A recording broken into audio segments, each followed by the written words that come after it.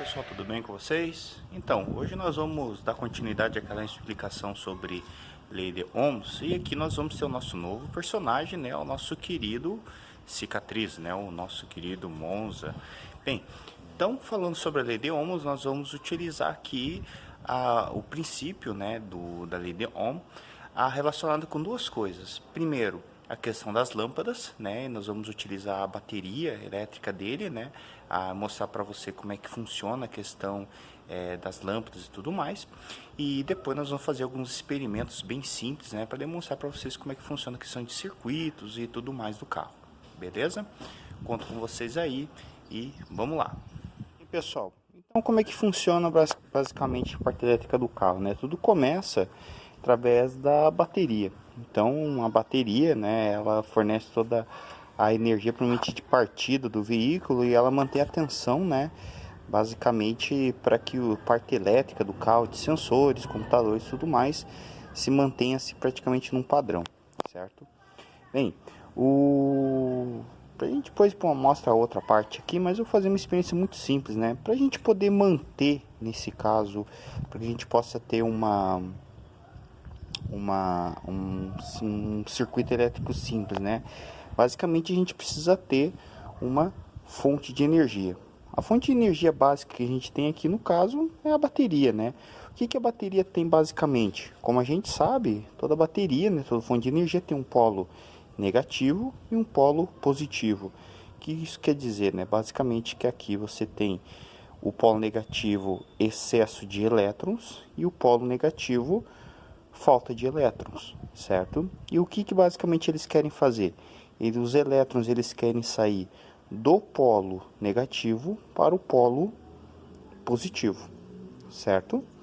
Então eles querem fazer isso. E o que a gente faz no circuito elétrico é permitir que você crie um caminho para isso, ou seja, um circuito elétrico. Para que você tenha um circuito elétrico, basicamente, você precisa ter alguns elementos. Os elementos que a gente precisa ter para um circuito é um resistor elétrico, que é aquilo que limita a passagem de corrente elétrica e transforma essa energia elétrica em efeito Joule, basicamente, certo? Condutores elétricos, no caso eu estou utilizando essas garrinhas jacaré aqui, que a gente já vai demonstrar, certo? E uma fonte de energia que nós temos aqui. Para a gente poder medir essa fonte de energia, eu vou utilizar aquilo que eu já demonstrei em alguns outros vídeos, né, que é o nosso multímetro, certo? Esse multímetro, nesse caso, ele mede tensão elétrica. Então, o que eu vou fazer aqui, ó, eu vou medir a tensão da nossa bateria, por exemplo, ó. Olha que coisa interessante aqui. Se eu colocar, por exemplo, aqui nos polos da bateria, né, ele vai medir a tensão da bateria, e ela está medindo a bateria do nosso Monza, né, do Cicatriz, 12,26. Se eu, por exemplo, colocar aqui na lataria, aqui, por exemplo, vou colocar aqui, ali, 12,26. Veja onde que ele está marcando, né? Está marcando a lataria. É porque o carro, na verdade, o polo negativo do carro, ele é na lataria do carro, certo? Então, a gente diz que o negativo do carro também é na parte da lata, né? Ó, veja que interessante. Estou colocando parafuso aqui, ó, ao mesmo 12,26. Então, o negativo do carro é na lata também, certo? Então, diz que todo carro ele é aterrado, que a gente fala, certo? Para visualizar melhor a questão do circuito elétrico aqui, nós vamos colocar essa tábua aqui, né? E nós temos o seguinte, ó. Então, por exemplo, né? A lâmpada aqui, né? Ela funciona, como eu falei para vocês, uma resistência elétrica, certo? Então, para eu poder fazer a ligação dela, eu vou completar o circuito, né? A minha ideia é com que os elétrons eles saiam do polo negativo e vão para o polo positivo, porque aqui tem excesso de elétrons, aqui tem falta, né? Então quer dizer que aqui os elétrons estão loucos para passar para esse lado, certo? E para isso eu vou colocar uma resistência elétrica, certo? No caso, uma lâmpada, beleza? Então para isso O que que eu vou fazer? Vou fazer um circuitinho, né? Então, venho aqui, beleza? Venho aqui e faço a primeira conexão, certo? Faço isso aqui. No segundo momento, venho aqui e faço a segunda conexão. Oh, se faça luz, a luz se fez, né?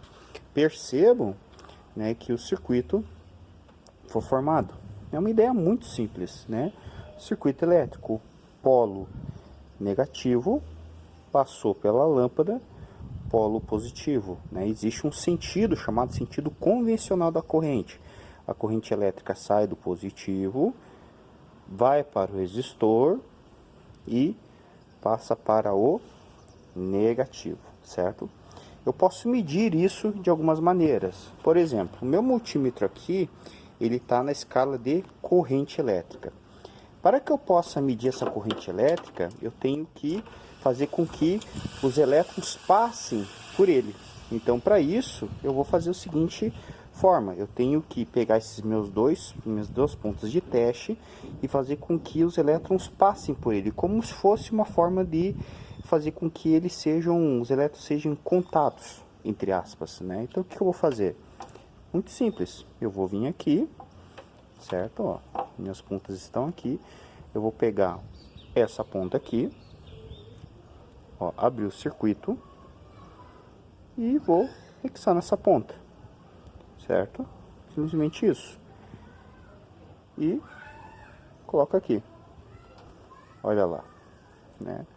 O meu cara tá contando esses elétrons. Então percebam que agora, né, o meu multímetro está na função de amperímetro, né? Quer dizer, ele está contando, entre aspas, né, o número, os elétrons que estão passando pelo resistor, né? Então, ele está fazendo essa contagem. Então, a corrente elétrica, na verdade, vem por aqui, né? Sai do polo, entre aspas, pelo sentido convencional, né? Vem pelo polo positivo, certo? Passa por ele e chega ali, certo? Ó, olha lá, está passando pelo nosso amiguinho lá. Olha o valor que está marcando, certo? 1.7, né? Ele vai diminuindo por causa que a bateria vai diminuindo a sua carga elétrica, certo? Ah, professor, se eu inverter, não tem problema, a gente pode inverter. Eu venho aqui, ó, diminuo, aumenta aqui. Eu, por exemplo, quero fazer aqui, ó, né? Eu venho aqui e faço essa mesma jogada, né? Eu venho aqui e faço isso. Olha lá, deixei da mesma ordem que estava ali antes, certo? Olha lá, né? Olha a diferença, né? O mesmo valor, mas percebeu que apareceu um sinal de menos, né? O sinal de menos é por causa que percebo que eu coloquei no sinal negativo, que eu coloquei no polo negativo, né? Corrente elétrica é a mesma, né? Isso acontece por causa que eu inverti a polarização, né? Então ele está no sentido, a convenção da corrente é no sentido sempre convencional, né? Então, sentido negativo. Então ele coloca, na verdade, o sinal de menos para dizer que o sentido que foi escolhido é o sentido invertido, na realidade. Quer dizer que a corrente medida está sempre no sentido contrário, né? Que o vermelho, por convenção, é o positivo e o negativo é o outro, certo? Eu percebo que até meu cabo está ao contrário, tá vendo? Olha aqui, ó. Meu cabo está ao contrário, meu cabo está no polo negativo, tá vendo? Ó, meu cabo está no polo negativo e ali está no positivo, certo? Se eu quisesse fazer da maneira adequada, eu deveria fazer isso aqui, ó. Eu deveria vir aqui, colocar esse cara aqui e inverter, tá vendo, ó? Olha lá, ó. Sumiu o sinal de menos, certo? Ok? Essa é a maneira da gente medir corrente elétrica. Então tá passando essa corrente pelo nosso resistor. Bem, qual é a tensão que esse cara está recebendo, né? Lembrando, o que é tensão elétrica, né? Tensão elétrica nada que é mais que é a energia por cada coulomb de carga, né? Para medir tensão, o que eu vou fazer? Eu vou mudar a escala do equipamento, né? Então, nesse caso, eu venho aqui, ele fica doidão, né? Ele pede para mim mudar o borne dele aqui. É só mudar aqui um pouquinho. Passo ele para cá. Ali, ó. Peço para ele mudar para cá, né? Então ele mede tensão agora. Então o que eu vou fazer, ó? Respeitando a mesma simbologia de antes, né? Só organizar esses cabos. Então, nós vamos ter o seguinte, ó. Polo daqui, né? Ó, vamos medir aqui. Olha lá, é ali. O nosso outro amiguinho aqui, ó. Certo, ó. Só tem um Osmar aqui, um Osmar contato da vida, né? Olha lá, tensão que a nossa lâmpada está recebendo, 11,99 volts, certo? E a gente consegue também medir a resistência dela, né? Como é que eu posso medir a resistência dela? Bem, o que eu vou ter que fazer? Eu vou ter que primeiro desligar ela, né? Desligar o nosso camarada. Para isso, eu desligo e eu mudo para a escala de resistência. Olha lá.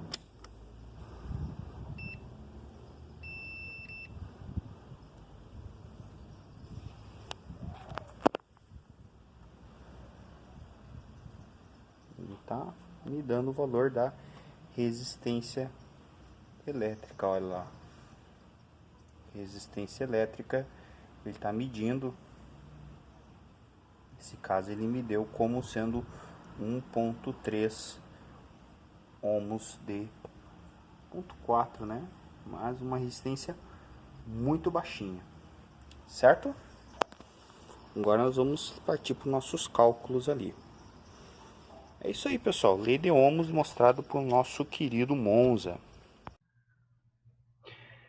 Bem, pessoal, depois de vocês terem assistindo essa experiência aí que vocês, né, acabaram vendo, eu quero que vocês façam a seguinte atividade e também a seguinte reflexão, né? Será que a lâmpada ela é uma resistência ômica? Né? Vocês viram que eu passei alguns dados para vocês. Eu passei para vocês corrente elétrica, eu passei para vocês tensão elétrica, eu passei para vocês resistência elétrica. E a minha pergunta ela é resistência ômica, sim ou não? E principalmente, justifique o porquê, né? Tem que ter justificativa, logicamente, com dados, né? Tem que ter uma justificativa utilizando uma lei.